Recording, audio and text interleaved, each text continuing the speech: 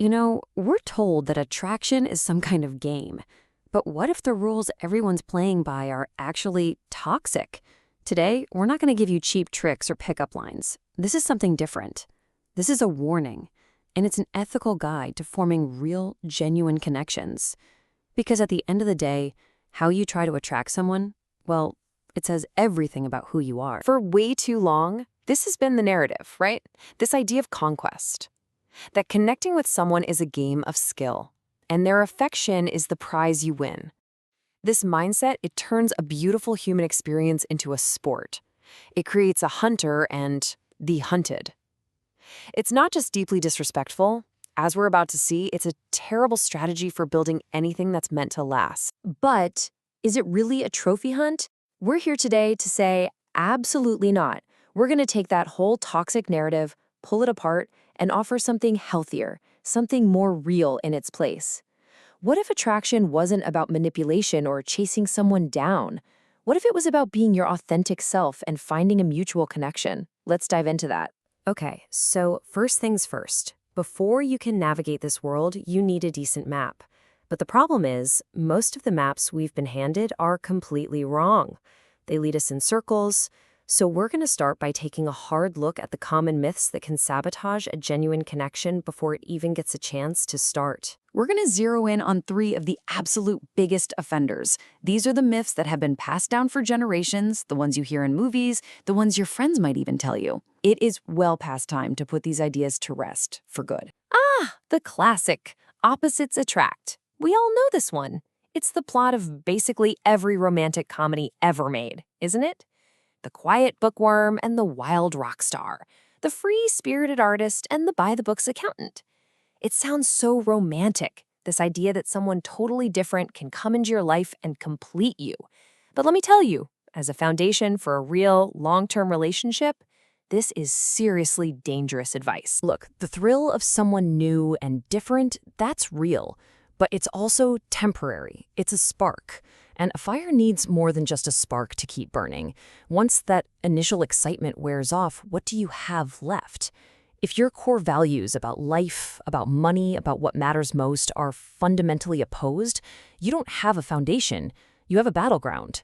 It's the similarity in the big stuff, the shared goals and values, that actually sustains a connection. That common ground is what you build a life on. All right, let's get to our second myth, and oh man, this one is huge. It's been pushed on us by every fairy tale, every blockbuster romance out there. It's the idea that true love is always instantaneous, that love at first sight, thunderbolt moment where you just know this person is the one. And if you don't feel that cinematic world-stopping rush, well then it must not be the real deal. This is such a powerful and, honestly, such a damaging myth. The reality is so much richer, so much more interesting than that. Deep, meaningful, lasting love often grows slowly. So many of the strongest couples out there started off as just friends, or coworkers, or acquaintances. Attraction isn't always a lightning strike. Sometimes it's a slow burn. It gets deeper as you build trust, as you see who a person really is behind the surface. If you're always looking for that instant movie moment, you could walk right past someone absolutely wonderful, just because the fireworks didn't go off in the first 5 minutes. And now for our final myth. This one feels like a relic from a totally different time, but it still has this stubborn, sticky hold on our dating culture. It's the idea that it's always the man's job to initiate. He has to be the one to make the first move, to ask for the number, to suggest the date, to, lead the entire interaction. This script isn't just outdated, it puts a ton of unfair pressure on men, and it completely disempowers women. Nobody wins. The truth is, attraction is a dance. It's a two-way street. It works best when both people feel empowered and free to act on their feelings. These old, rigid scripts are just inefficient. They force one person into a passive role while the other has to carry all the risk of rejection. In a healthy dynamic, the important part isn't who acts first. What matters is that any move is made with respect, and the response, whether it's yes or no, is met with grace. Confidence and agency are attractive. Period. It doesn't matter who they're coming from. Okay, so we've torn up the false maps. We've thrown out the bad advice. So what do we use instead? Well, this brings us to what we can call your ethical compass. It's a practical, actionable framework for building attraction that's based on things like honesty, respect, and genuine self-worth. These 4 principles are really your true north. First, be authentic. That means stop performing. Stop trying to be the person you think they want. Second, give freely. Offer kindness and compliments because you mean it, not because you expect something in return. Third, let it build. Don't force it. Pressure is the enemy of attraction. Give it space. And finally, number 4, invest in yourself. This one might just be the most important of all. Think about online dating. It's a perfect lab for this stuff.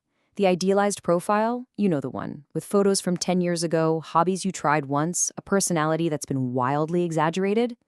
That's a performance. And sure, it might get you a first date, but that date is built on a lie. It's doomed from the start. But the honest profile, it works like a filter. It might get fewer matches, but it attracts the right ones. People who are actually interested in the real you. Authenticity isn't just the right thing to do, it's the smart thing to do. Okay, I need to hit pause here. We've been talking about principles and frameworks, but there is one rule that is above everything else. It is absolute. It is non-negotiable. And this part requires our full, undivided attention, because getting this wrong doesn't just lead to a bad date, it leads to causing profound, lasting harm. We need to talk about enthusiastic consent. Let's be crystal clear on this. Enthusiastic consent is not the absence of a no. It is the loud, clear, active presence of a yes. It's when someone is clearly, actively, and happily participating. This isn't just about avoiding legal trouble. This is the moral and emotional cornerstone of any respectful human interaction. Anything less is not attraction. It's a violation. Full stop. I want you to read this quote. Let it really sink in. Never assume that silence or lack of resistance equals agreement. This is one of the most dangerous, harmful assumptions a person can possibly make. Silence is not consent. Hesitation is not consent. Someone not fighting back is not consent. Consent has to be clear. It has to be communicated. It is ongoing, and it can be taken back at any single moment. Real ethical attraction can only exist in a space where both people feel completely safe, heard, and respected. This is the unbreakable rule. So with that unbreakable rule cemented in our minds, let's go back to our warning. Now that you know what to do, you have to know what to watch out for. And that means watching for it in other people and being honest about it in yourself. These are the red flags, the behaviors that signal manipulation, disrespect, and straight-up danger. Seeing these should be an immediate, no questions asked deal breaker. Take a hard look at this list. Love bombing, that isn't romance, it's a tactic to make someone dependent on you. Faking your values isn't being agreeable, it's deception. Constantly contacting someone after they've said no isn't passion, it's harassment. Gaslighting is a cruel form of manipulation that makes someone question their own sanity. And as we just covered, assuming consent from silence is a dangerous and unforgettable violation. These aren't signs of intense interest. They are signs of a desire for control.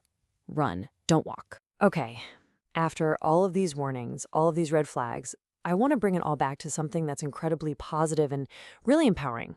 We've talked about authenticity as a principle, but it's so much more than that. It is, without a single doubt, the most attractive and powerful trait any person can have. This right here is the ultimate secret. The goal isn't to learn tricks to be attractive. The goal is to be a person who's attractive. When you invest in yourself, your hobbies, your health, your friendships, your mind, you build a life that's fulfilling all on its own. Your confidence becomes real, not something you have to fake. That kind of true magnetism doesn't come from a script or a technique. It comes from a life that is genuinely well lived. So, if you take only one thing away from our time together today, please let it be this. We started this whole conversation by rejecting the idea of the trophy hunt. This is the idea that replaces it. True attraction is a partnership, not a conquest. It can only thrive when two people both feel seen, heard, and truly valued for who they are. And that leaves us with one final thought, a question for you to take with you. Think of all the energy spent worrying about the right things to say, the right clothes to wear, the right hobbies to pretend to have. What if you just let all of that go? Who would you be, really? If you stopped performing for an audience and just started being you? The answer to that question isn't just the key to ethical attraction.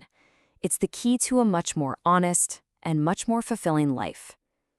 Thank you for joining us on The Explainer.